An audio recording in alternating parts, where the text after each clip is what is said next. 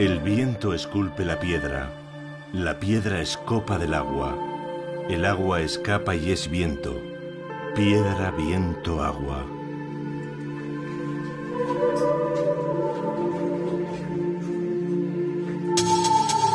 Mallorca es un conocido destino turístico para los amantes de sol y playa. También una tierra de montañas, acantilados y de un subsuelo repleto de cavidades que extienden sus galerías a lo largo y ancho de la isla. La cueva de Pas de Vallgornera es una de ellas. Situada al sur de la isla, su sistema de galerías se expande entre las penumbras, defendido por la oscuridad y el agua. El mateix dia van fer puestos perquè els operaris poguessin que passava allà baix. I el que van fer va ser fer un pot de puesto amb un mínim de seguretat per poder entrar dins la cova que havien trobat. La cueva del Pas de Vallgornera está situada al sur de Mallorca, en el municipio de Llucmajor. La cueva se descubrió en abril del año 1968 cuando se estaba excavando un pozo negro para un hotel que se estaba haciendo en las proximidades. Entonces el señor que estaba excavando el pozo había excavado ya unos 5 metros, una cosa así, y entonces vio que el martillo percutor se le colaba por un agujero, paró, llamó a otro que tenía con él y con una vara miraron de llegar al fondo porque no sabían si era un simple agujero, entonces no llegaba. Pararon la excavación, acabaron de excavar aquello con cuidado y dieron a lo que era la sala de entrada de la cavidad. Al día siguiente, un representante del Ayuntamiento de Llucmajor y con un fotógrafo del pueblo van a hacer la primera visita a la cavidad y una primera exploración, y entonces al cabo de 2 días sale publicado en un diario de Mallorca la noticia del descubrimiento de las cuevas. La zona donde se ubica el hotel, que es la urbanización de Vallgornera y también Calapí, empiezan a urbanizarse gracias a las inversiones de grupos belgas. Entonces el propietario del hotel le pasa por la cabeza la idea de, teniendo hotel, ¿por qué no voy a explotar teniendo aquí unas cuevas que darían más renombre al propio establecimiento, ¿no? Entonces contacta con un grupo belga del grupo Namur. Lo que hace esta gente en el año 70, vienen a Mallorca, llevan a cabo una primera exploración y también levantan la primera topografía de la cavidad. La idea de haber traído a esta gente aquí era pues ver la posibilidad de explotar la cueva desde un punto de vista económico, y en vista de las características de la cueva deciden que no se podía explotar. Entonces se abandona la idea de la explotación de la cueva. La cueva a lo largo de los años 70 y 80 es visitada por diferentes grupos de espeleología y diferentes espeleólogos, y es a raíz de una reunión que tuvimos en el año 90 entre espeleólogos del Grupo Est y de la sección de espeleología de ANEM, que es cuando decidimos, después de haberla visitado, que valía la pena llevar a cabo una exploración y una topografía detallada de toda la cavidad. Como resultado de la topografía, la cueva alcanza más o menos unos 2.500 metros de desarrollo. Posteriormente, en el año 94, 2 compañeros de la Federación que realizaban una visita rutinaria a la cavidad dan con un paso que nadie había visto, fuerzan, quitan un par de bloques y descubren lo que nosotros denominamos las nuevas extensiones de la cavidad. La topografía la iniciamos el mismo año 94 y la finalizamos en el 99. Una vez acabada, la topografía esta arrojó un total de unos 6.500 metros de desarrollo. En los años siguientes seguimos llevando a cabo algún trabajo en la cavidad, y en concreto en una sala que se denomina Sala de Bárbara nos damos cuenta de que hay una corriente de aire que fluctúa en fuerza y en dirección dependiendo del día. Al cabo de 2 años, un día llegamos a la zona esta del final de la sala de la Bárbara. Había una corriente bastante fuerte, de hecho en aquel momento todavía llevábamos carburero, la llama del carburero es alta. La corriente era tan fuerte que la llama se movía un poco. Entonces, por suerte, fuimos siguiendo la corriente, dimos con un paso, tuvimos que forzar un par de lugares complicados, pasamos por unas zonas estrechas. En un momento dado empieza el estrechamiento, se empieza a hacer ancho, ancho, ancho, y dimos a una sala espectacular. De hecho, no veíamos ni dónde acababa, que es la que denominamos ahora la sala sin nombre, y esta sala es la mayor de momento en la cavidad. A raíz de todo esto empezamos a llevar a cabo una serie de visitas a la cavidad para ir explorando todas estas zonas nuevas, y una vez que la cavidad estuvo bien cerrada y protegida por parte de la Consellería, dimos cuenta de esto al resto de grupos de espeleología de aquí de Mallorca. Cuando nos reunimos espeleólogos de todos estos grupos, se inició ya una topografía ya a gran escala de la cavidad. Cuando iniciamos la topografía de las nuevas extensiones a final del año 94, un día, allá en el año 96, que teníamos la topografía ya empezada, estábamos fuera, que nos estábamos cambiando, preparando el trabajo del día, y un señor pasa por allí y nos dice: ¿dónde vais? Se la han cerrado. Claro, pensábamos que era una broma. Nos acabamos de poner el neopreno, llegamos hasta la boca de la cueva, que era como una especie de agujero con una tapa de cemento, y efectivamente nos encontramos que la habían sellado con cemento. Estaba todo sellado con cemento. Claro, como ya estábamos en contacto con la Consellería de Medio Ambiente en aquel momento, hablamos con Joan Mayol y comentó que aparentemente lo había cerrado el ayuntamiento. Exactamente no sabemos por qué, a lo mejor por motivos de protección. A raíz de esto, durante unos 2 años tuvimos que detener la topografía, mientras desde la propia Federación, y teniendo además el apoyo de la Consellería de Medio Ambiente, se llegó a un acuerdo con el ayuntamiento, y no solo se abrió de nuevo la cavidad, sino que además la propia Consellería pagó todos los gastos de arreglar bien la boca de acceso y construir una pequeña caseta y poner un sistema y una puerta para evitar entradas incontroladas en la cavidad. Mallorca es un lugar bueno para practicar la espeleología, porque en Mallorca tenemos cuevas de, digamos, de todas las clases. Sería como un continente en pequeño. Tenemos cuevas litorales en el mar, cuevas terrestres horizontales, y en las montañas, en Cesar de Tramuntana, pues tenemos cuevas con cimas verticales para practicar espeleología vertical. Las cuevas de Mallorca no son bestiales, por decir de alguna manera. Quiero decir que en cuanto a profundidad no pueden ser demasiado profundas, porque en Mallorca las alturas máximas son 1000 metros, no es como en la península o en otros sitios del continente donde puedes salir pues profundidades de menos 1000 metros, incluso 2000 metros. Aquí la máxima profundidad son unos 300 y pico de metros. Luego hay las cuevas anquialinas, que les decimos nosotros. Las cuevas anquialinas es las que tienen lagos en su interior, son horizontales y donde se puede practicar espeleobuceo.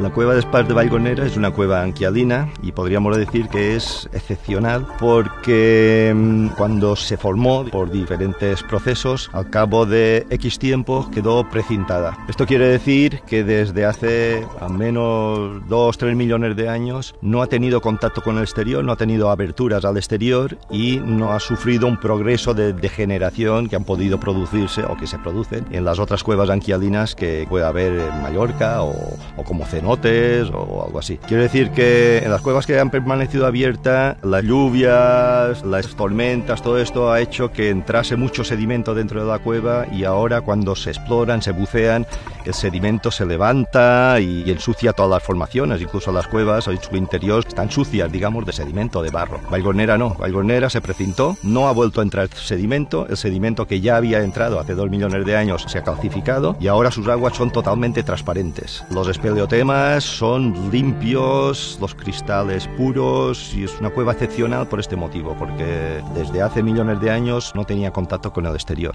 Quedó precintada hasta el año que se hizo el pozo de entrada, que fue por casualidad que se encontró la cueva. Esta maravilla de la naturaleza nos regala espectaculares formaciones conocidas como espeleotemas en los diferentes niveles que presenta la cavidad. El nivel freático de la cueva fluctúa actualmente muy poco debido a que las mareas en el Mediterráneo son de poca entidad. Básicamente los cambios del nivel que encontramos en el agua de los lagos viene provocado por los cambios de presión exterior. Cuando la presión exterior es baja, el nivel suele ser más alto, y cuando la presión es alta, el nivel suele ser más bajo. De todas maneras, estamos hablando de unas fluctuaciones aproximadas, en el mejor de los casos, de unos 50 centímetros de diferencia. Por otra parte, la cueva de Espat de Vallgornera no está afectada por las lluvias en principio. Las lluvias, así como hay otras cavidades, sobre todo en la península, que se pueden inundar o entrar en carga galerías y tener problemas no solo para salir, sino que puedes tener un accidente serio. En la cueva de aquí realmente no afecta para nada. Lo único que puedes ver después de lluvias fuertes son que se incrementan los goteos y hay coladas que las ves más mojadas, pero en general la influencia de las lluvias actualmente es poca.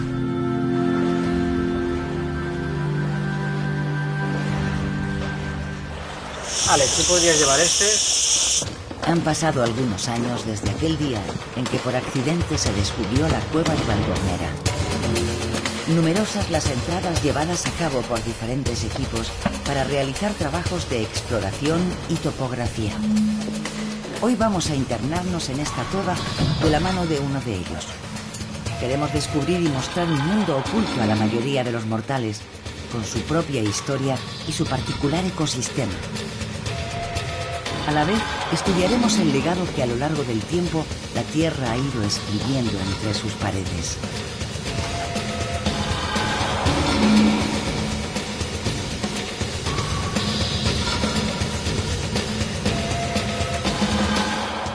Los descubrimientos de galerías y salas llevados a cabo por diferentes grupos de espeleólogos han propiciado que la cueva de Pas de Vallgornera sea en estos momentos la de mayor recorrido de las Islas Baleares.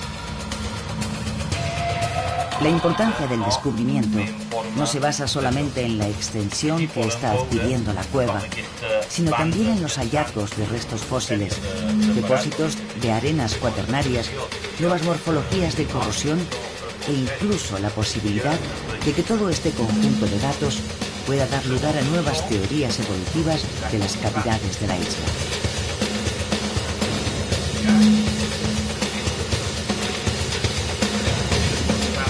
Por eso, hace años se estableció la colaboración en el proyecto de investigación que lleva a cabo el Área de Ciencias de la Tierra de la Universidad de Baleares, coordinado por el Dr. Joan Fornós. Para la toma de muestras de una de las partes que contempla el proyecto, se han instalado una serie de sensores para la monitorización de distintos parámetros ambientales dentro y fuera de la cavidad. Los aparatos de medida pueden ser sumergidos en el agua o mantenidos fuera de ella. Constan de diferentes sensores, uno de ellos de presión para poder determinar la altura de la columna del agua, otro que registra la temperatura y, por último, un sensor de 4 electrodos que mide la conductividad del agua. Con los datos aportados se pretende llevar un registro de las variaciones en el nivel freático, temperatura y conductividad del agua, además de la presión y temperatura del aire. Galerías con espeleotemas, es decir, con formaciones tipo estalactitas, estalagmitas, en la cueva de Espat de Vallgornera son muy numerosas, incluso en las galerías bajo el agua. Es decir, hay zonas actualmente inundadas que, a medida que el buceador pasa, se pueden observar espeleotemas freáticos, nosotros le llamamos bombillas, que son indicadores de antiguos niveles del mar. En algunos casos son indicadores actuales. Una cosa que nos llama mucho la atención es que normalmente estos indicadores del nivel del agua actual suelen estar unos 20 centímetros por debajo del nivel que tocaría, y creemos que ya es una evidencia del cambio climático producido por el hombre actualmente. Es decir, el nivel del mar parece que ya ha subido en tiempos històrics unos 20 centímetres aproximadamente. Això tenim un sobrecreixement freàtic d'aquests. No sé si podeu veure, aquí hi ha la secció, això hi ha una estalactita, i damunt d'aquesta estalactita creixien tots aquests cristalls, formant aquesta agregació. Si això, ara aquesta està sencera, però la podem seccionar Llavors, tenint una secció, veiem una cosa com aquesta, en el qual veiem clarament la banda central, que seria l'estalactita, que s'ha format en un medi vedós, és a dir, una càmera d'aire, la cova pròpiament dita, i aquest regruix que tenim aquí seria el sobrecreixement que hi ha relacionat amb la superfície de l'aigua. Aquest nivell, evidentment, quan el nivell de la mà està aquí, va creixent això. Quan està per damunt, doncs creix a damunt. Si el nivell està més baix, doncs, evidentment, no es produeix cap tipus de creixement. I és en aquests llacs interns en els quals se produeix aquests precipitats just a la interfase aire-aigua. Los espeleotemas tipo excéntricos, que son formaciones que tienen formas muy caprichosas, cuando se formaron lo que llamamos en condiciones vadosas, es decir, cuando estas galerías no estaban inundadas como ahora, no seguían las leyes de la gravedad, sino que cogían formas, por ejemplo, tipo anzuelos, tipo como gusanos, tipos formas muy raras, por eso se llaman excéntricas. Son muy abundantes en la Cova Espar de Vallgornera y hay zonas que la densidad es realmente enorme. Por contra, otras zonas de galerías subacuáticas nos encontramos que la roca está totalmente desprovista de formaciones. Es muy curioso que solamente se observan lo que llamamos formas o morfologías de corrosión, que son los indicadores cómo el agua se va comiendo la roca, la va disolviendo poco a poco, y son las formas, para nosotros nos están enseñando la cueva cómo se va formando, cómo está viva y cómo se aumenta el vacío, y a medida que la roca se disuelve y pasa a formar parte del agua, entonces la cavidad va cogiendo volúmenes cada vez mayores. Estas formas de corrosión también en la cueva son espectaculares. Entonces nos encontramos zonas de la cueva con formaciones tipo columnas, salatitas, excéntricas, etcétera, y otras formas, la roca totalmente desnuda, con estas formas de corrosión tan agresivas. Entonces es una cueva con muchísimos contrastes. Vallgornera nos sorprende en cada galería. Gracias a la luz de nuestros focos podemos contemplar la belleza de sus formas mientras nos adentramos en su oscuro laberinto. La cueva pertenece a la Red Natura 2000, está protegida como zona de especial conservación, máxima protección que hay, y naturalmente no puede estar contaminada, ni se puede contaminar. O sea, es un delito ecológico el hacerlo. La grandeza de algunas salas, la belleza de sus caprichosas formas, el desconcierto que provocan las saloclinas, los pasos estrechos entre galerías son algunas de sus dificultades, pero también los principales atractivos de este fantástico mundo subacuático resguardado en las oscuras entrañas de la Tierra.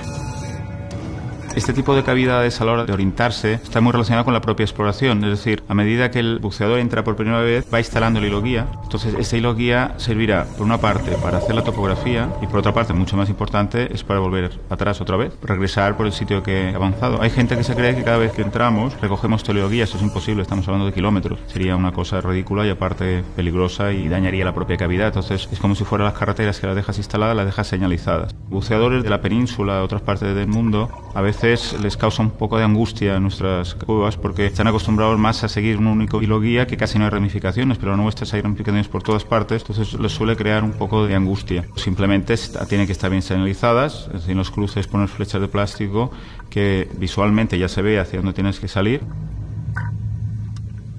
Están pensados teóricamente para que una persona que fuera ciega, que buceara, pudiese regresar sola sin ninguna ayuda. Entonces eso estaría bien instalado. Si una persona ciega sin ninguna ayuda no pudiese volver simplemente siguiendo el hilo guía, entonces es que la cueva no está bien instalada. Y una de las cosas que hay que ir con más cuidado es que muchos de estos enlaces, que llega un momento que es tan imbricado, tan laberíntico, que entonces siempre hay que tener muy claro que se han puesto, se han señalizado correctamente, porque en alguna ocasión ha podido pasar que al regresar, a la mínima que despistas, puedes seguir una guía que no es la que toca, entonces si no rectificas a tiempo, pues sería realmente un desastre. Es decir, que hay que estar muy atento, aunque engaña porque la visibilidad es muy bonita y que no parece que haya demasiadas dificultades, sí que hay que estar siempre vigilando que no te dejes mirando otras cosas, alguna ramificación que sea la que tengas que regresar por allí, porque si sigues recto el consumo de aire se dispara, hace los cálculos mal y rectificar a veces no podrías tener ocasión de llegar hasta las zonas con aire. Después también, aparte de llevar luz suficiente, siempre mucha más luz suficiente de la que se necesita, porque se puede fundir un foco primario, digamos, de exploración, hay que llevar siempre linternas auxiliares, entonces cuando estamos hablando de tantas horas Incluso al salir a las zonas terrestres, pues eso implica mucho consumo de luz. Y eso es una de las cosas también que hay que tener siempre presente, que ha de sobrar mucho. Las normas de seguridad básicas en espeleobuceo son muy sencillas, es decir, intentar llevar todo el material duplicado, estamos hablando de mejor si son 2 ordenadores, como mínimo 2 tanques, nunca uno, cada uno con su regulador independiente, con su manómetro para indicar la presión del tanque. En el caso de que nosotros en este tipo de cavidades de tanto recorrido, pues en ocasiones llevamos 4 botellas, 4 tanques y cada uno con sus reguladores y manómetros independientes. Entonces se trata de hacer una gestión del consumo de gases adecuada. Es decir, siempre hay que calcular lo típico de al menos 1/3 de cada tanque para avanzar y siempre otro tercio será para la vuelta y el tercio restante de todos los tanques sería en caso de emergencia por si hay algún inconveniente, que la cosa se alargue, algún problema que tengas que subsanar. Entonces nunca se puede hacer la gestión de gases al 50% porque entonces a la mínima que hubiese algún problema ya no sales vivo. Detrás del trabajo de exploración hay una lenta y minuciosa labor de investigación. Las cuevas sirven para estudiar cosas diferentes. Por eso es necesaria una planificación rigurosa. Actualmente en la cavidad existe poca fauna. Básicamente la mayor parte está dentro de los lagos salobres de la cavidad. Pero en su momento, cuando la cavidad calculamos hace unos 2,5 millones de años atrás, sí que estaba abierta al exterior. Básicamente, aparte de la cabra esta extinta, del Myotragus, había un mochuelo, un tipo de lechuza, incluso había algún tipo de reptil y, como no, murciélagos. Pero esto, lógicamente, la cavidad calculamos que hace unos 2,5 millones de años se cerró y quedó prácticamente sellada. Estudio pájaros fósiles y he participado en la identificación de los huesos que aparecieron en la cueva de Valgornera. Hay grupos más fáciles y otros más difíciles de identificar. Por ejemplo, en el caso de las rapaces es más fácil la identificación y también pues, suelen ser huesos más grandes que otros grupos y tienen más caracteres diagnósticos. Cuando nos llega un material fósil, comparamos con la colección de comparación, que tenemos un montón de esqueletos de aves que habitan por el Mediterráneo y comparamos con esta colección primero para ver a qué familia pertenecen y luego ya más concretamente para ver a qué especie pertenece. Y aquí tenemos una muestra de varias aves que han aparecido. Estos serían un hueso de un buitre negro probablemente, pero la especie no se sabe porque es muy antiguo. Esto sería de un cernícalo. Tenemos varios de urracas, probablemente de una especie de urraca fósil que también ha aparecido en Francia, y otra rapaz, tordos. Este huesecillo es un pico de un pájaro de la familia de los jilgueros. Y aquí tenemos uno de los 2 huesos de la nueva especie de mochuelo fósil. Y esta es la especie actual y este es el nuestro, que como se puede ver es bastante más pequeño que todas las especies conocidas. Otros huesos que han aparecido que están en muy buen estado, este es de la lechuza fósil y este es de un cuervo. Estos 2 son de un cuervo, este es un hueso del ala y esto es un hueso de la pata. Todos estos huesos son del Pleistoceno inferior, de aproximadamente hace 2 millones de años, y la verdad es que ha sido un hallazgo bastante importante porque es la segunda especie fósil nueva para la ciencia que ha aparecido en Mallorca. Cuando los paleontólogos fueron capaces de determinar y clasificar los restos óseos que encontramos en la galería del Tragus, que era el yacimiento este de los huesos, nos dimos cuenta que la cavidad tiene una antigüedad muy superior a lo que nos habíamos imaginado. Hemos de tener en cuenta que si los huesos que hemos encontrado tienen una antigüedad aproximada de 2,5 millones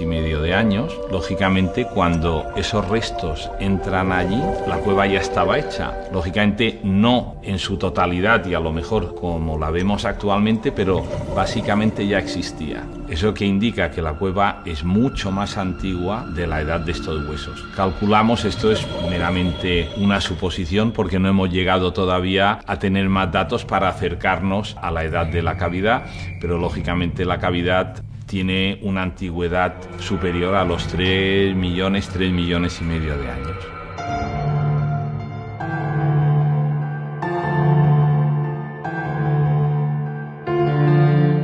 La cavidad la podemos dividir en 3 diferentes niveles. Un primer nivel situado por debajo del nivel freático, totalmente inundado, que solo es accesible para los espeleobuceadores. Está compuesto de galerías de diferentes tamaños, algunas de ellas muy decoradas con todo tipo de formaciones, estalagmitas, estalactitas, coladas, etc. Después tenemos un segundo nivel situado más o menos a nivel freático, es decir, que está inundado pero que te permite que tienes aire y puedes nadar o en algunos casos incluso caminar. Este nivel está situado a nivel freático o unos metros por encima, en lugares donde ha habido derrumbes de techos y paredes. Aquí es donde encontramos las salas de mayor desarrollo de la cavidad. El suelo de la sala suele estar constituido por bloques de diferentes tamaños, algunos de ellos gigantes, y encontramos en diferentes lugares formaciones también que adornan un poco estas salas. Al mismo tiempo, en este nivel freático tenemos toda una serie de galerías rectilíneas de longitud importante. Una de las galerías, de hecho, tiene el nombre de galería de 1 kilómetro, porque prácticamente tiene 1 kilómetro de longitud. Para llegar al final no solo has de nadar, también has de salir del agua, porque hay bloques que han caído y tal, tienes que subir bloques, volver a bajar, sigues nadando y al final acabas 1 kilómetro después. Es una zona muy decorada, es una zona espectacular, pero está bastante lejos.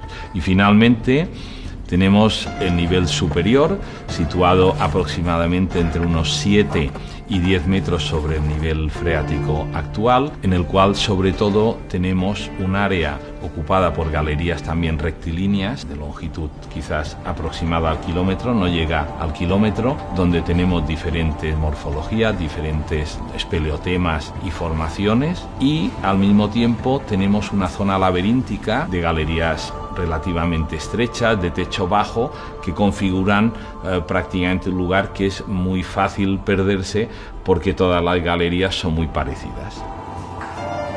Llevamos un poquito más allá la punta de la exploración, dejando más lejano el último lugar visitado, encendiendo una luz nueva en nuestras cabezas para alumbrar el oscuro mundo de las cavernas.